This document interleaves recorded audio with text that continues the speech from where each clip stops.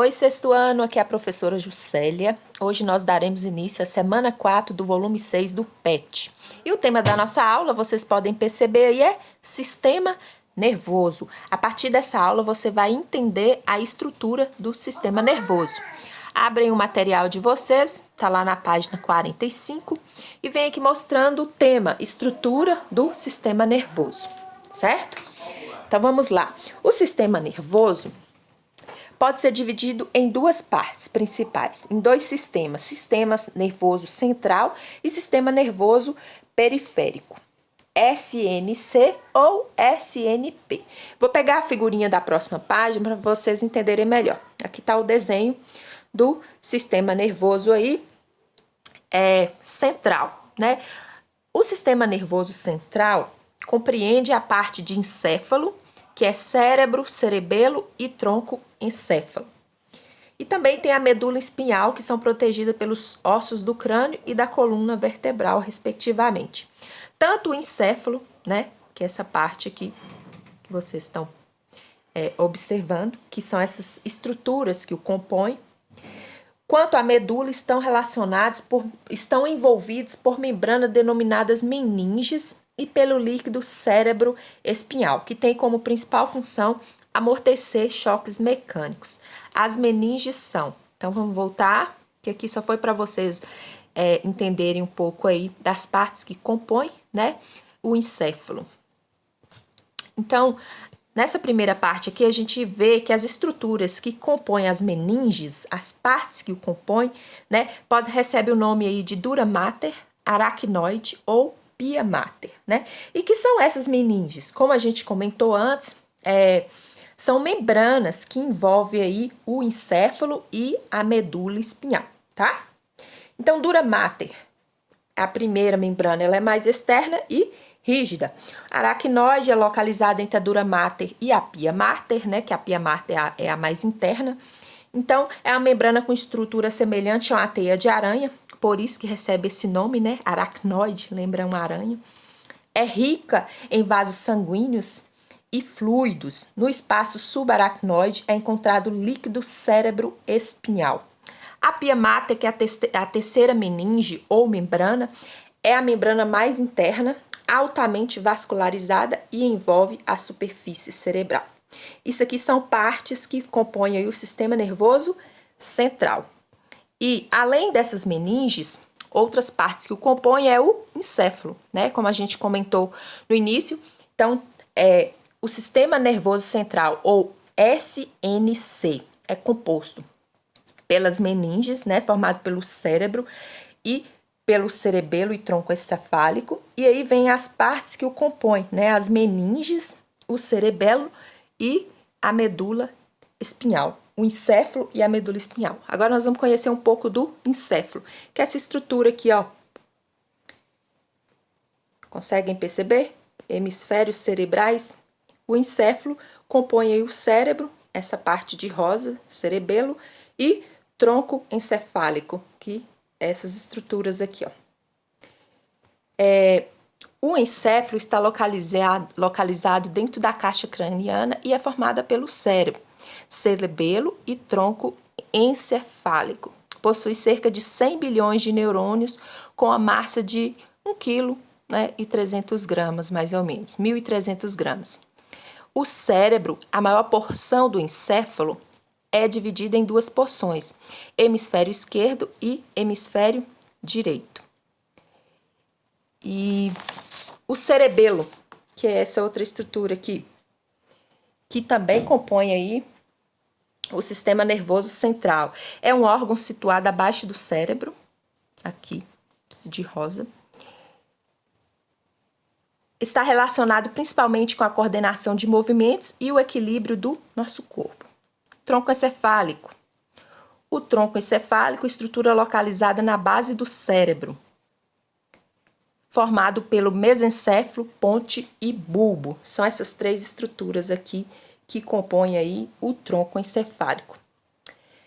É responsável aí, né, pela audição, reflexos visuais, movimento de tração, né, tudo relacionado ao mesencéfalo, essa primeira parte aí do tronco encefálico. A ponte está relacionada com a ligação entre várias partes do cérebro.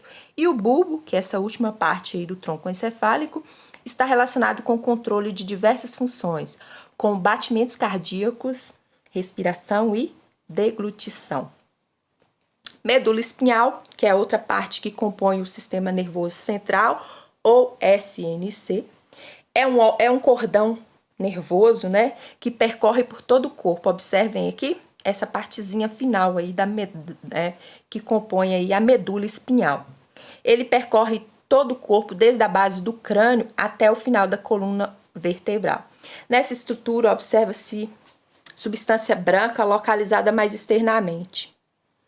E a substância acinzentada central, formando uma letra H. A medula espinhal está relacionada com ato reflexo, que se caracteriza por uma resposta rápida e involuntária.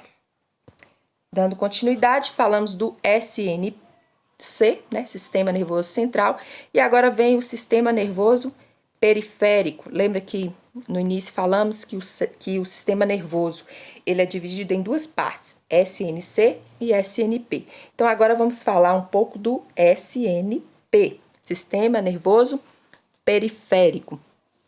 Então, o sistema nervoso periférico é formado por nervos e glândulos que se originam no encéfalo e na medula espinhal, né? A função dos nervos é conectar o sistema nervoso central ao resto do corpo. Existem aí os nervos, né? De que tipo? Existem nervos cranianos, que partem do encéfalo, e os nervos raquidianos, que partem da medula. Então, dentre eles, nós temos nervos aferentes, que são sensitivos, tem os nervos eferentes, que são os motores, e também tem os nervos mistos, que formado por fibras sensoriais e fibras motoras, por exemplo, os nervos raquidianos. De acordo com seu funcionamento, o SNP, né, o sistema nervoso periférico, pode ser dividido, além, né, disso, em sistema nervoso somático e sistema nervoso autônomo. Então, vocês têm que lembrar que o SNP, ele se subdivide, né, em sistema nervoso somático e sistema nervoso autônomo. E o que é a diferença entre eles, né? Enquanto um aí é responsável por ações voluntárias do corpo, né, ou seja, nós temos o controle, né, do movimento do nosso corpo, da musculatura esquelética, porque depende da nossa vontade. Então, nós chamamos de sistema nervoso somático, essa parte do sistema nervoso periférico. E a parte do sistema nervoso autônomo, né, que faz parte do sistema nervoso periférico, ele é responsável pelas ações involuntárias, né, ou seja, de forma inconscientes e automáticas do corpo. Atua de modo integrado com o sistema nervoso central e apresenta ainda duas subdivisões. Sistema nervoso simpático, que prepara o organismo para atuação, para a situação de emergência e ação. O sistema nervoso parasimpático, que prepara para situações de relaxamento ou atividades relacionadas à digestão. De maneira geral, esses dois sistemas têm funções contrárias, porém complementares. E aqui vem um esqueminha, né, que facilita demais a compreensão desse sistema tão complexo do nosso corpo. Acompanhe comigo. Sistema nervoso é constituído, né, dividido em SNC e SNP, Sistema Nervoso Central e Sistema Nervoso Periférico. O Sistema Nervoso Central é dividido em encéfalo e medula espinhal.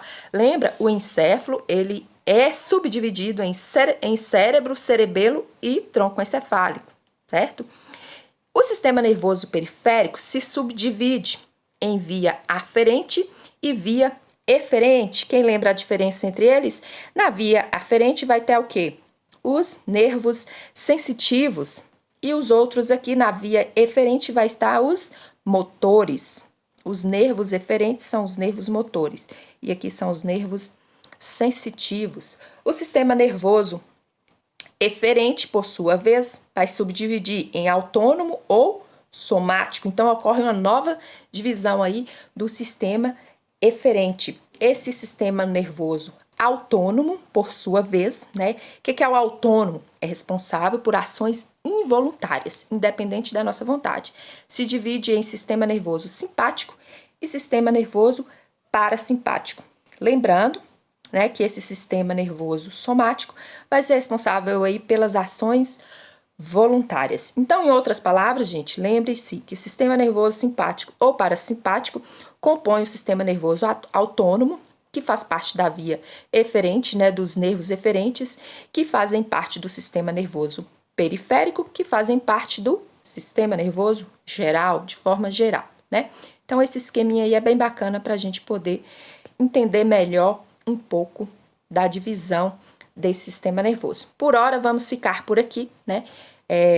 Na turma do 6º ano, é um assunto novo, né? Ia ter um pouco complexo, mas são somente essas informações que no momento vocês precisam ter acerca desse sistema nervoso. E depois vem aqui também referências, né? Alguns sites de consulta e nossa atividade aí com 4 questões para a gente poder entender um pouquinho mais desse sistema. Qualquer dúvida, estou aqui à disposição. Um abraço, tchau!